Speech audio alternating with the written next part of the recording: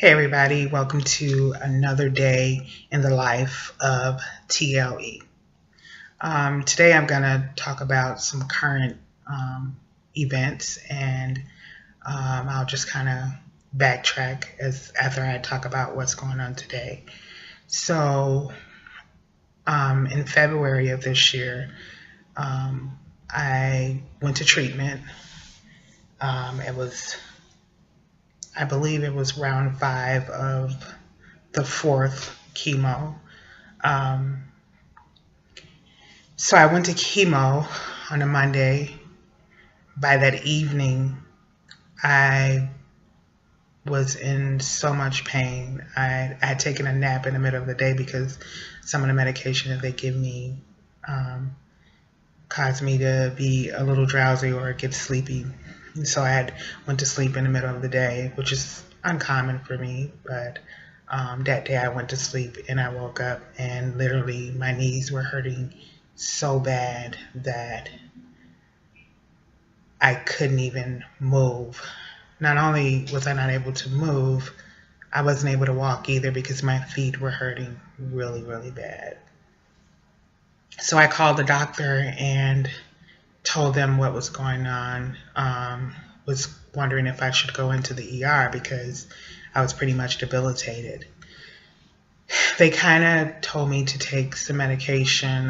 They had just prescribed gabapentin and some pain medication for the pain, but I felt like I couldn't get it manageable, and I was thinking I needed to go in with help to get help to manage it. So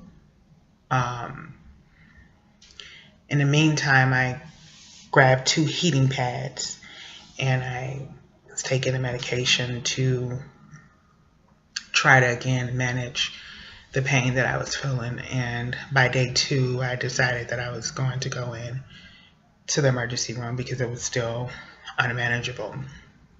And so every day since then, I have been having problems with neuropathy, which is what they're saying the problem was. And it was related to the toxicity from the chemo.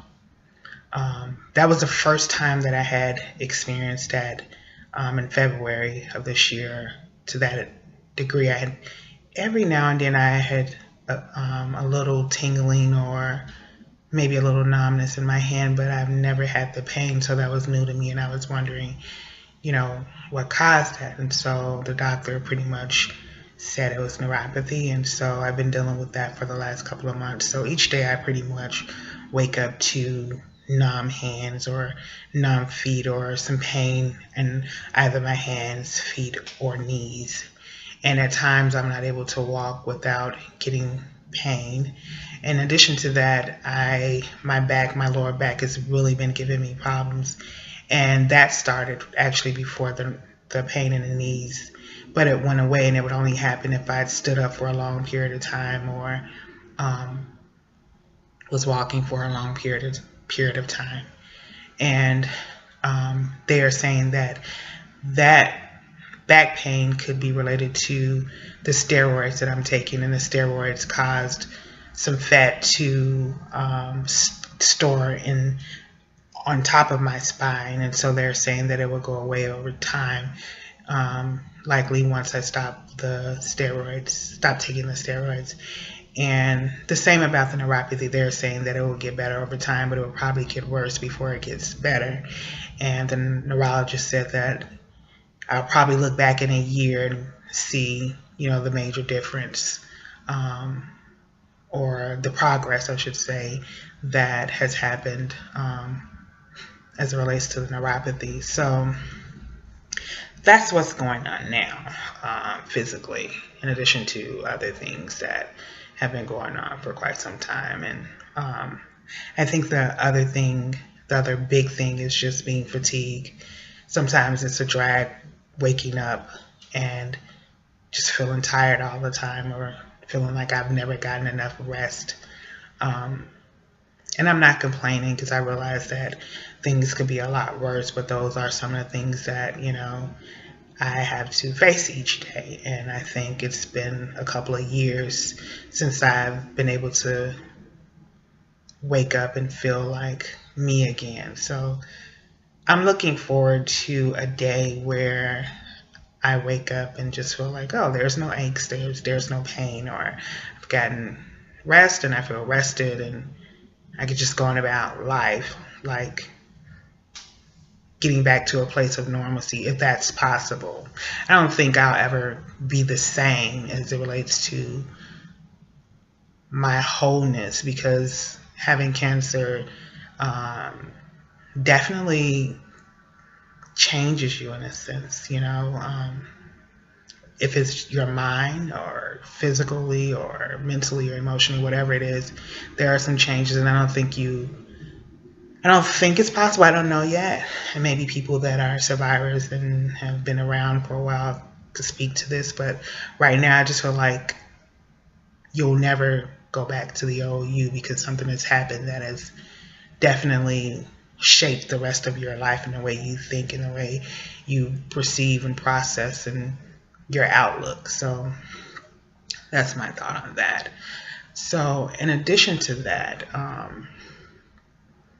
I think I'll talk about vulnerability, because I'm kind of in that place anyway.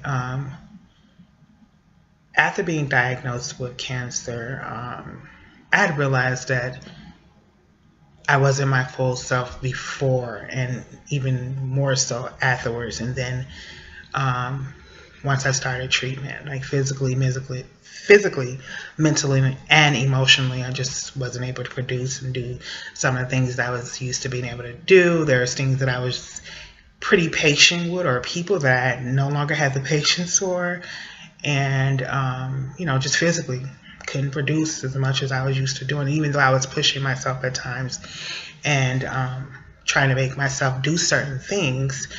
I knew that physically I just wasn't making the cut. And so I found myself in very vulnerable places, and sometimes it was a bit scary because I'm a pretty independent person and I'm used to handling my own affairs and doing what I need to do and just, not looking back. This is what I do. But I found myself several times in places where I really needed help, and at times feeling like I really didn't know who to call on or talk to about that. And so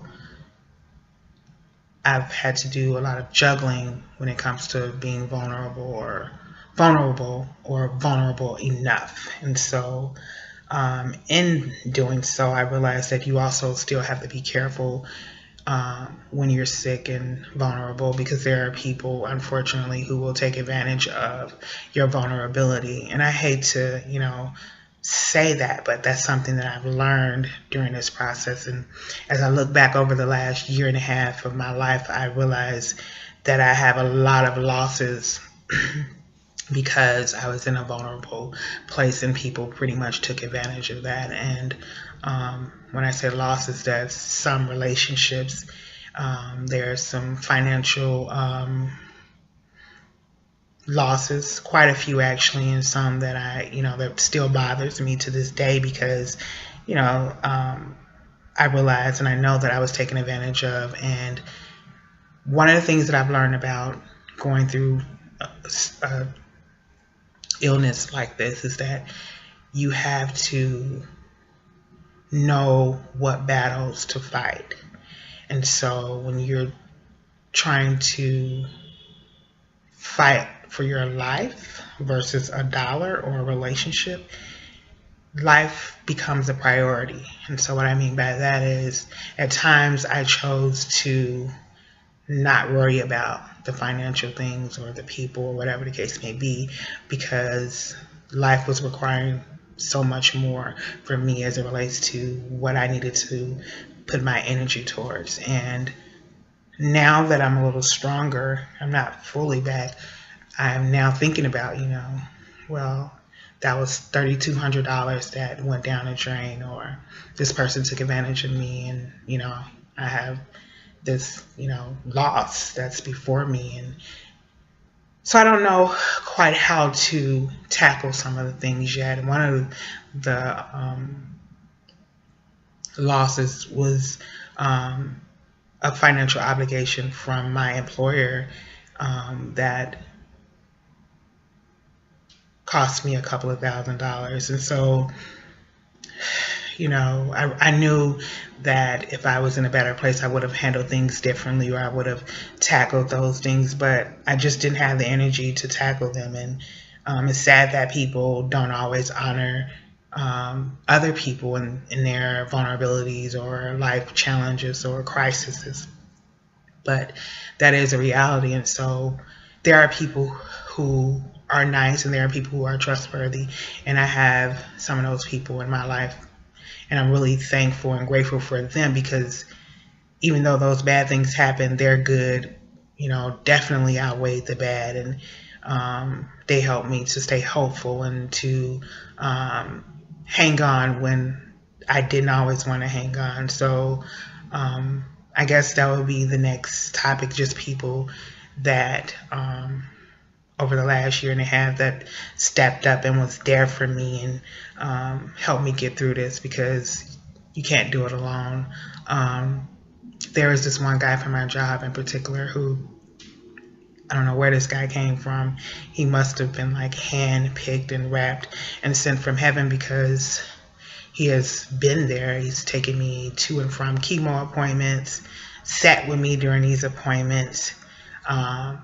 When I was looking for a place, he was going back and forth with me to different apartments, and just all of this business that I had to try to pull together and take care of during all this. He's been there relentlessly, and I've had to rely on him countless numbers of times. And he's done it. He doesn't look for anything in return. He's not my family. I had just ran into him right before I started treatment, and I really didn't know him that well. I had seen him before, and I had been introduced to him by a friend of mine. But as far as having some conversation or any other type of relations, there wasn't any. And so when I ran into him, he had heard about what was going on and said, if you ever need a ride or anything that I can do to assist you, let me know. And I heard what he said, but I had no intentions on ever calling this guy or ever looking to him for anything, because that's not really who I am. I'm pretty independent, and I try to take care of my own things or affairs. But life definitely went another way, and so over the last year, it's been phenomenal. It doesn't even, it moves me, because I hadn't invested anything in this individual to what, in my mind, reciprocates such kindness. And so I'm, forever grateful to this guy for what he's done. And there's a few other people in my support group that have, been there, whether it was making phone calls or checking in to see how I was doing, or looking up something on the internet and telling me about a resource, or just encouraging me when I was down, or taking me to an appointment, or bringing me food to eat, whatever, they've been there, and I'm so grateful for these people. Very recently, I think I mentioned it in a previous video on how some people really, really blessed my life, and I haven't even fully processed what that means to me, because it really blows my mind, that to encounter people who just want to see you do well, and that are willing to take a risk and invest in my future or in my life or my well-being. That means so much to me, because there are people who I feel like should have taken that risk, and they did not. And there are people who I feel like they don't even really know me that well, and they're willing to take that risk, or they see enough in me to stick with me during the rough times. And that means a lot to me. And I don't know what I would do or what I would have done without that type of support. And I guess, as they say, God works in mysterious ways. I would have never in a million years looked to either of the people on my support group. None of them are family or related to me, but all of them have stepped up and they've been there in whatever ways needed. There are things that I didn't even have to mention, and they were on top of it. And so I am, again, forever grateful for support groups. So support is really important. Having people around you that you can trust is also equally important, because you don't want to have to be burdened with other things when you're going through treatments. Like your body, you just can't handle all that stuff. So shout out to all the people that are trustworthy and caring and loving, and that thinks enough of others outside of their circle or their family to say, hey, there's a person who needs some support. Let me come out of my world and into their world. Shout out to those type of people, because the world needs you. You are definitely appreciated. And I'm going to end this video right here because I don't want to make them too long. But yeah, hopefully someone, again, somewhere down the line can relate and or add to, or at least find some type of encouragement in the videos that I'm planning on posting. All right, bye. Thanks.